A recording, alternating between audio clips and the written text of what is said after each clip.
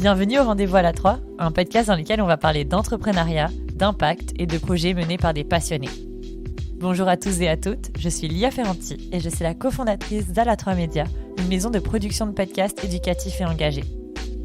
Chaque semaine, nous écouterons les témoignages inspirants d'entrepreneurs qui ont créé des organisations ayant un impact positif sur la société.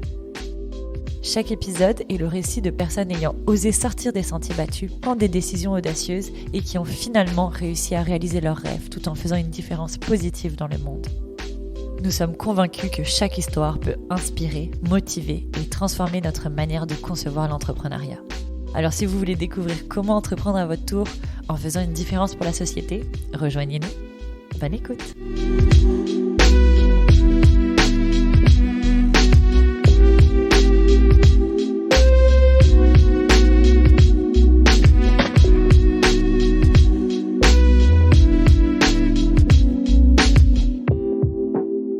Donc aujourd'hui, on est à Expo Entrepreneur 2022.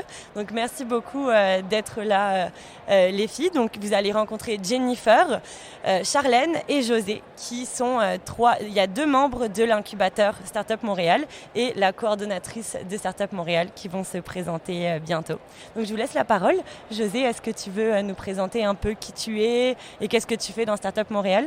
Tout à fait. Bien, en fait, moi, je suis chez Startup Montréal depuis près de 3 ans. En fait, c'est ma première expérience dans le domaine entrepreneurial. J'ai été en événement pendant plusieurs années bien avant ça. J'ai quitté le domaine de l'événement pour aller faire un MBA. Et suite à mon MBA, j'ai découvert en fait le domaine entrepreneurial dans le cadre de mon MBA. Puis j'ai trouvé ça très intéressant. Et c'est ce qui m'a amené finalement à Bonjour. Au moment où j'ai intégré, c'était Bonjour Startup Montréal et c'est maintenant Startup Montréal. Est-ce que tu veux nous expliquer un peu c'est quoi cette fusion? Parce que moi, je connaissais Fondation Montréal Inc. Et Bonjour Startup Montréal, mais j'ai découvert récemment Startup Montréal. C'est quoi cette fusion, un peu peut-être pour nos auditeurs qui ne sont pas au courant? Tout à fait. Bien, en fait, la Fondation Montréal Inc. existe depuis 26 ans, si je ne me trompe pas. C'est une fondation qui avait été créée par le maire de Montréal à l'époque, d'où le nom. Ça s'appelait la Fondation du maire de Montréal. Et c'est devenu avec le temps la Fondation Montréal Inc. qui octroie des bourses à différents entrepreneurs montréalais. Il y a un service on a 450 coachs bénévoles dans notre réseau et donc il y a un accompagnement à vie de l'entrepreneur tant et aussi longtemps que l'entreprise qui l'a amené à être lauréat existe. Donc, coaching dans tous les domaines, puis on donnait aussi des formations, différents ateliers et tout ça. La directrice générale de la Fondation Montréal Inc. en 2019 a cofondé Bonjour Startup Montréal avec le directeur général de la Fondation Osmo, qui est une autre fondation dans le domaine entrepreneurial, en fait, qui gère la Maison Lotman. Avec le café. Exactement, avec le café Osmo. Oui. Et donc, les 2 directeurs généraux trouvaient qu'il manquait une organisation qui ralliait un peu tout l'écosystème. Donc, c'est de là qu'ils ont créé Bonjour Startup Montréal ensemble. Donc, Liette est devenue la directrice générale de Bonjour Startup Montréal et elle était aussi la directrice générale de Montréal Inc. Après un certain temps, il y a beaucoup d'émissions, en fait, des 2 organismes qui se retrouvaient. Donc, ça faisait juste du sens, finalement, de rallier nos forces ensemble et de créer une seule et même organisation qui s'appelle maintenant Startup Montréal. Donc, on a laissé tomber le Bonjour et le Inc. de Startup Montréal et Montréal Inc., ce qui fait Startup Montréal. C'est génial, comme ça vous avez joint vos forces. En plus, j'imagine que ça a comme doublé les réseaux en regroupant tout le monde au même endroit. Tout à fait. Puis en même temps, on travaille aussi bien avec tout l'écosystème et tous les acteurs de l'écosystème et avec les entrepreneurs. Donc, l'idée, c'est vraiment de rallier les forces de tout l'écosystème pour le rendre plus fort et faire rayonner l'écosystème aussi bien localement qu'à l'international. Génial. Merci beaucoup. Ça clarifie pas mal. Je sais pas vous, moi, j'avais pas du tout. Je connaissais un peu. Non, non plus. Moi, je suis assez récemment arrivée à Montréal, donc c'est vrai que je connaissais pas très bien l'écosystème qu'entourent les startups et grâce à Startup Montréal, c'est vraiment beaucoup. Et toi, Jennifer, est-ce que tu connaissais déjà Startup Montréal? En fait, moi, c'est la 2e fois que j'applique au programme Les Fondatrices. La première fois, j'avais pas été prise et je pense que la première fois où j'ai appliqué, c'était encore Montréal Inc. à l'époque. Et donc là, la deuxième fois, et j'ai été prise, c'est devenu Startup Montréal. Donc je connaissais un peu. Ouais. Est-ce que tu vas en profiter pour nous parler un peu de qui tu es, c'est quoi ton parcours et nous parler aussi c'est quoi l'entreprise que tu pars? Parce qu'en ce moment à la table, donc en fait on est toutes les 4, comme je disais, dans le programme Fondatrice qui est en fait un incubateur de start-up pour femmes entrepreneurs. José, corrige-moi si j'ai oublié quelque chose. Mais en fait, on se positionne comme étant un pré-accélérateur pour les femmes, avec comme mission d'augmenter le bassin de femmes entrepreneurs à Montréal, mais c'est ça, on est vraiment plus un pré-accélérateur qu'un incubateur. Merci pour la précision. D'ailleurs, je pense que j'avais vu sur votre site qu'il y a seulement 15% de femmes entrepreneurs à Montréal. Exact. Ça me paraît tellement hallucinant comme chiffre, donc va falloir qu'on règle ça. Mais en faisant des podcasts, puis en donnant la lumière à des femmes entrepreneurs, j'espère que ça va aider aussi. Merci. Du coup, Jennifer, est-ce que tu veux nous expliquer, c'est ça ton parcours et c'est quoi ton entreprise que tu lances au sein de cet incubateur? Oui, donc moi, en fait, je travaille à temps plein en tant qu'analyse de données à la BDC. Donc c'est mon premier projet entrepreneurial, mais c'est pas la première fois que j'ai envie de me lancer en affaires. Donc déjà quand j'étais aux études, j'ai fait partie d'associations liées à l'entrepreneuriat. Donc je ne sais pas si vous connaissez, mais ça s'appelle des juniors entreprises où justement on accompagne des étudiants pour offrir leurs services finalement à des entreprises. Donc j'ai fait partie des juniors entreprises. Ensuite, un peu plus tard, là, quand je suis arrivée au Canada, C'était en France du coup. Ouais, c'était en France quand j'ai fait mes études en France. Et puis quand je suis arrivée au Canada, j'ai aussi fait des études en entrepreneuriat chez HEC Montréal. J'avais quelques idées, mais j'avais le syndrome de l'imposteur était très fort. J'avais pas un mindset assez fort pour me lancer en affaires. Donc j'ai comme laissé tomber cette partie-là. J'ai pris le temps de réfléchir, de trouver une idée. Et là, j'ai rejoint en plus la BDC parce que c'est une banque que pour les entrepreneurs. Donc ça m'a rapproché un peu du monde entrepreneurial. Et j'ai toujours eu le goût de me lancer en affaires. Donc c'est là que j'ai posé ma candidature pour la première fois dans les fondatrices, mais c'était pas vraiment un bon match finalement pour moi. Et puis la deuxième fois, c'était vraiment quelque chose qui était vraiment quelque chose qui me tenait à cœur.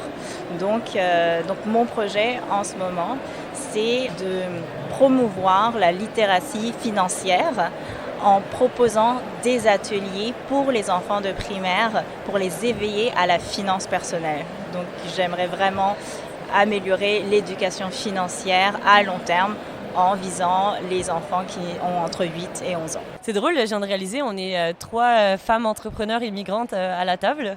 J'ai pas fait exprès de faire ça, mais c'est le fun, on a un point de vue différent. Et toi, Charlène, est-ce que tu veux nous parler un peu de ton projet? Oui, alors du coup, je m'appelle Charlène, je suis à Montréal depuis 3 ans et je travaille sur une application qui s'appelle Michel et qui est un sommelier virtuel à destination des restaurateurs pour être un véritable partenaire des serveurs dans le conseil de vin, en particulier pour les accords mets et vins.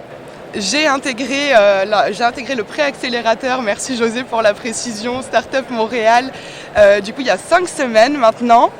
Et je dois avouer que ça a été super structurant pour partir mon projet. José, tu dois entendre plein d'histoires justement d'idées entrepreneuriales qui doivent partir d'idées ou de besoins un peu fous. Effectivement, on entend une grande variété de choses.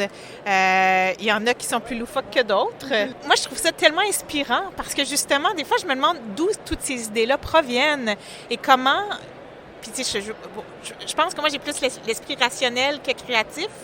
Et c'est ça, moi, je trouve ça fascinant. Alors, Fait que t'es parfaite pour encadrer nous qui sommes un peu plus... peut-être moins organisés, ça dépend qui évidemment là. Et alors maintenant, je voulais aussi vous discuter un peu déjà d'où est venu en fait le besoin de créer un incubateur. Est-ce que vous avez été approché par des entrepreneurs ou c'est vraiment en observant le manque de ressources spécialisées pour les femmes? En fait, c'est il y a quelques années, on est maintenant à la 4e édition de Fondatrice qui a changé de nom en cours de parcours, mais donc il y a bientôt 5 ans maintenant, on est arrivé au constat effectivement qu'il n'y avait pas beaucoup de femmes entrepreneurs. Puis c'était un enjeu aussi bien pour les programmes de Montréal Inc. que pour tous les accélérateurs et incubateurs. Le recrutement de femmes entrepreneurs dans les accélérateurs est très difficile.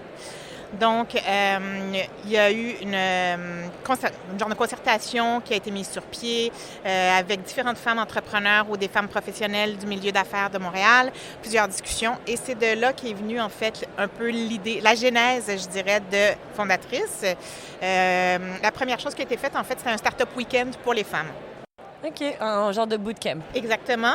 OK. Puis, l'idée, c'est un peu de faire comme une pratique de partir une entreprise en l'espace d'un week-end. Donc, ça s'est fait en 2018. Suite à ça, donc, on a vu qu'il y avait quand même un certain succès et tout ça.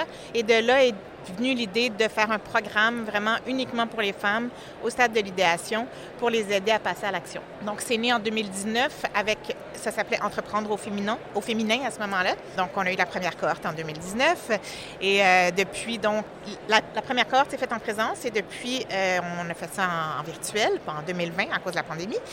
Et depuis, c'est ce qu'on fait en fait un peu parce que justement, beaucoup des femmes qui intègrent Fondatrice sont sur le marché du travail déjà. Elles n'ont pas nécessairement la possibilité de se libérer pour assister à des ateliers. Donc, D'ailleurs, ça doit être une de vos différenciations, j'imagine, le fait que vous soyez à distance et qu'on ne soit pas à temps plein. Parce que je sais qu'il y a beaucoup d'incubateurs ou d'accélérateurs qui demandent à ce qu'on soit à temps plein. Fait que ça bloque aussi certains accès, en fait, pour les femmes. Effectivement. En fait, on a fait des études sur quels étaient les éléments bloquants pour les femmes pour se lancer en entrepreneuriat. Il y a différents facteurs, dont beaucoup de crainte envers le risque, la crainte justement de quitter un emploi pour se lancer. Donc, c'est des éléments qu'on a pris en considération dans le développement de Fondatrice pour s'assurer de donner, en fait, les meilleures conditions possibles, en fait, pour que les femmes puissent s'inscrire et puissent participer aux ateliers. Non, j'aurais pas pensé à ça, mais c'est vrai que le fait d'étudier, vous avez étudié votre marché avant, comme on nous apprend. Exactement. Et on continue à le faire. La validation, on n'arrête pas de vous dire à quel point c'est important, mais nous-mêmes, on continue à le faire à chaque année. Puis on ajuste le programme aussi. Le programme tel qu'il était il y a 4 ans était complètement différent de ce qu'il est aujourd'hui parce qu'on prend le pouls de ce que les fondatrices nous disent. Aussi, on remarque certains éléments peut-être qu'on n'aurait peut-être pas traité et qui auraient dû être présentés. Donc, on ajuste le programme à chaque cohorte, à chaque année. Puis j'imagine, en plus, ça doit aider aussi pour les mamans avec cet horaire hybride, vous intégrez. C'est pas juste de la diversité sur le papier, on inclut les femmes, mais vraiment, on fait quelque chose sur mesure pour elles. Exactement. Et il y a un truc auquel je pense, mais c'est quoi la définition d'une start-up? Parce que je sais pas vous, mais moi, ça a été un des trucs qui m'a bloquée au début, parce que je m'identifiais pas comme start-up, et je trouve que c'est des mots qu'on entend beaucoup en entrepreneuriat en général. Qu'est-ce qu'une start-up? Est-ce qu'on s'identifie à ça? Est-ce que c'est peut-être de là aussi que vient certains syndromes de l'imposteur? Peut-être en tant que femme, on réfléchit trop aussi, hein, on va se le dire. Mais je dirais qu'en tant que femme, souvent, puis ça c'est une grosse... avant de répondre à ta question, c'est un constat qu'on a beaucoup fait, c'est que les femmes vont attendre de répondre à tous les critères. Par exemple, pour les offres d'emploi, les femmes vont attendre de répondre à tous les critères avant d'appliquer. Pareil pour une entreprise, les femmes vont attendre d'avoir répondu à tout et d'avoir un produit parfait avant de se lancer.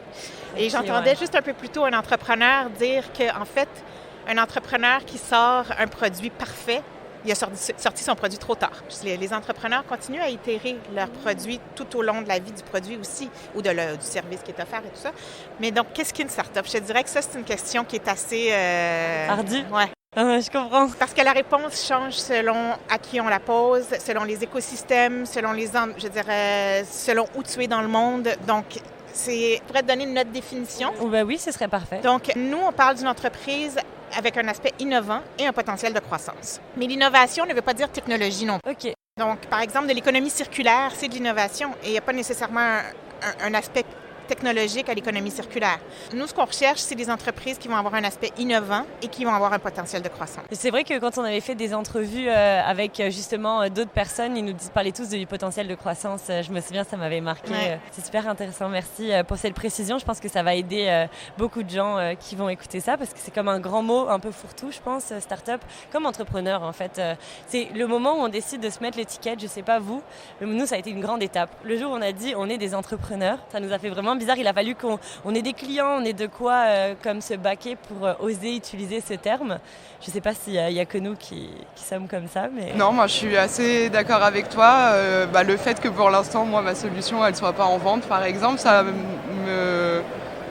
m'empêche un peu de me dire que je suis là déjà à l'heure actuelle entrepreneur.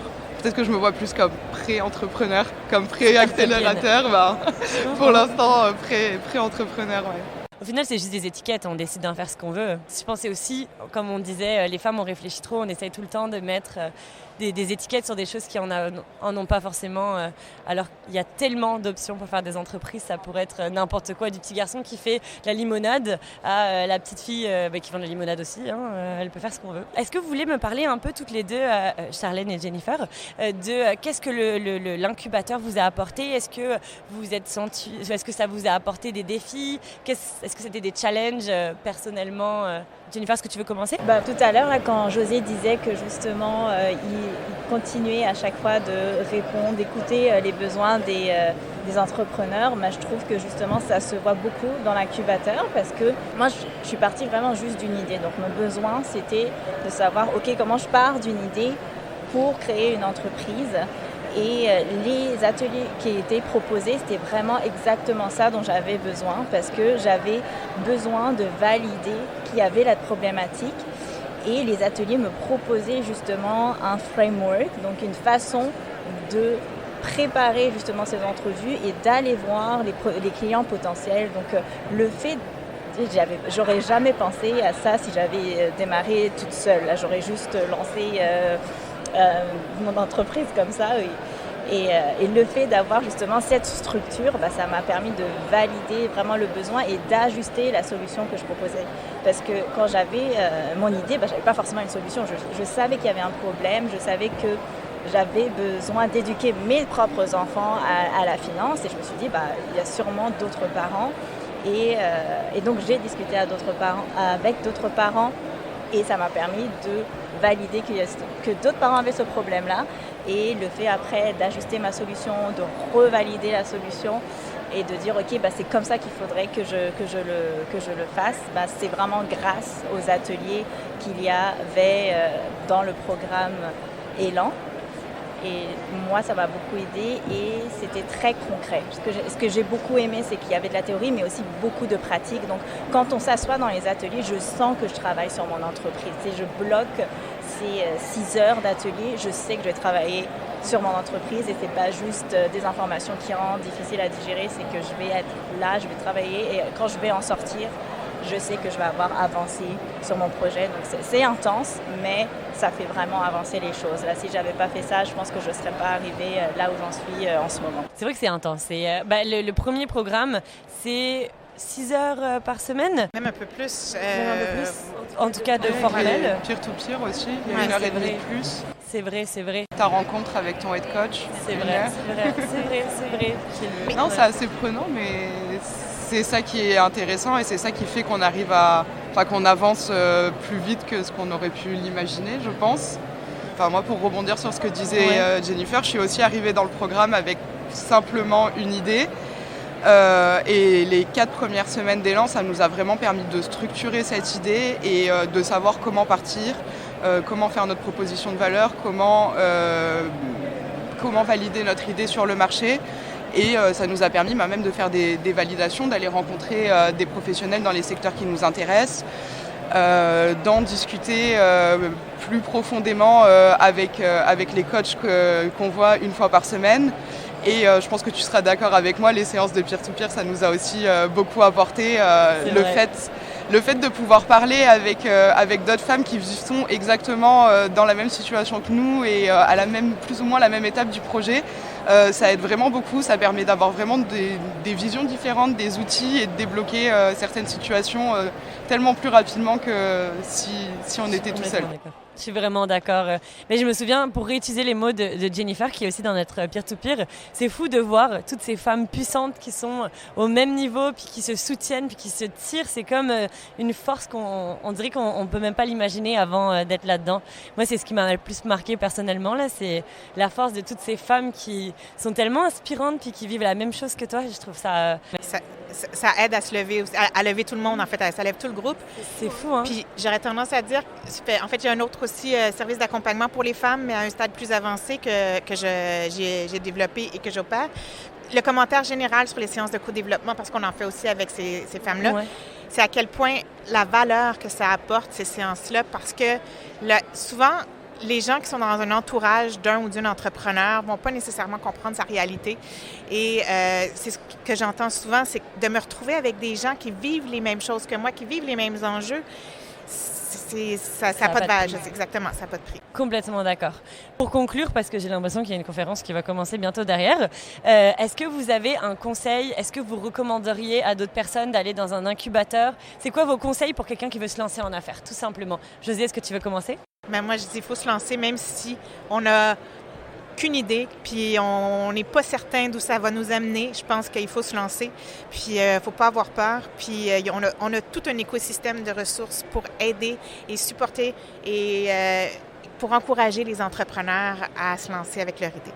Donc, je confirme. J'ai été étonnée de découvrir la map que vous avez fournie. Elle est impressionnante. Je vous recommande d'aller regarder la map Startup de l'écosystème sur le site de Startup Montréal. Oui. C'est vraiment impressionnant de voir toutes les soupapes et les niveaux, à quel point on peut être aidé en réalité malgré ce qu'on croit là. Tout à fait. Puis nous, on n'est que sur l'île de Montréal, puis ils ne se retrouvent même pas tous sur la cartographie de l'écosystème. Donc, il y en a vraiment beaucoup des organisations. Je dirais go, lancez-vous.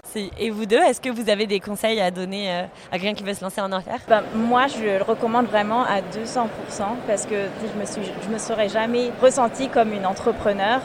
Mais donc pour quelqu'un qui n'a pas l'impression d'être un entrepreneur ou qui a peur, ces accélérateurs ou ces programmes, ces incubateurs, en fait, vous permettent de découvrir des choses de votre personnalité qui finalement fait que vous êtes un entrepreneur. À partir du moment où vous avez identifié un problème et que vous voulez le résoudre, vous êtes une entrepreneur pour moi et il ne faut pas lâcher l'affaire, il ne faut pas laisser cette petite voix à côté vous dire que non, tu n'es pas capable. Il faut vraiment se faire confiance et faire confiance aux personnes qui vont être autour de vous, qui va vous mener plus loin. Et toi, Charlène? Pareil, à notre, comment on avait appelé ça, événement de clôture de Élan, on nous a dit qu'il fallait passer de l'idée à l'action et c'est exactement ça, intégrer un préaccélérateur ou à un niveau, j'imagine, plus avancé, un accélérateur, un incubateur. Ça permet vraiment de structurer son travail et d'avoir des conseils et accès à des ressources et des outils qu'on n'aurait pas imaginé seul dans notre coin à bosser sur notre projet. Je trouve que c'est les mots parfaits de la fin. Moi, j'ajouterais aussi, entourez-vous d'entrepreneurs, comme vous avez pu le comprendre après cette entrevue. C'est fou la force du groupe et du soutien. Rien que là, on a réussi une soirée monter un épisode grâce à la magnifique cohorte qui est maintenant en vol, mais qui était déjà Élan à l'origine. Donc, je vous invite à aller regarder sur le site de Startup Montréal. Puis, suivez-nous pour les prochains épisodes. Merci beaucoup. Merci, Léa.